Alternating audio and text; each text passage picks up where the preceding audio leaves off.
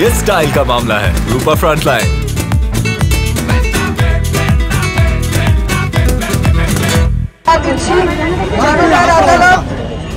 আপনারা সেটা আপনাদের মাধ্যমে জনতার আদালতে এটা পেশ করব এবং জনতার কাছে আমাদের আবেদন থাকবে যে দিলীপ ঘোষের বিরুদ্ধে যে অভিযোগ সেটা এফআইআর হিসেবে জনতা ঠিক করবে, কারণ জনতার চেয়ে বড় আদালত আর জনতার চেয়ে বড় পুলিশ স্টেশন হয় না।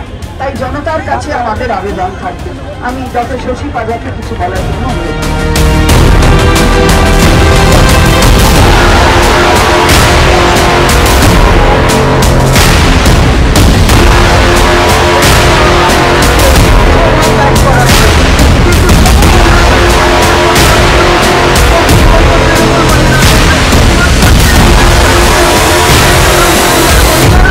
বাংলার বুকে আমরা প্রতিবাদ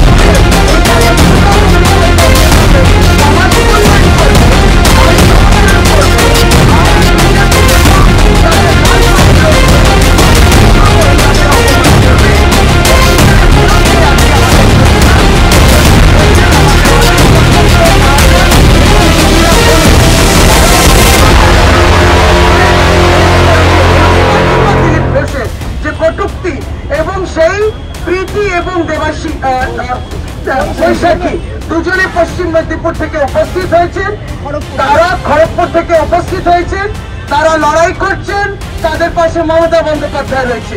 লড়াই লড়াই লড়াই চাই, আমরা প্রতিবাদ করছি।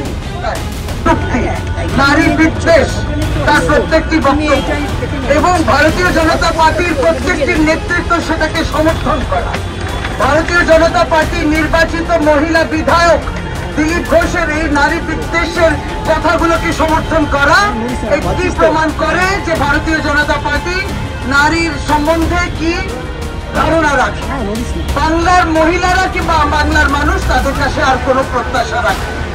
দ্বিতীয়ত, অক্সফোর্ড ইউনিভার্সিটি কেলগস কলেজে সম্মানিত আমন্ত্রিত মুখ্যমন্ত্রী মমতা বন্দ্যোপাধ্যায় যখন বক্তব্য রাখছিলেন, তখন এই এসএফআই এবং বিজেপি মিলে সেই লন্ডনের বুকে, তারা অক্সফোর্ডের বুকে তাকে অপমান করার চেষ্টা, অপপ্রয়াস, সেটাকে ন্যাক্কারজনক মনে করি এবং এটা অশালীন।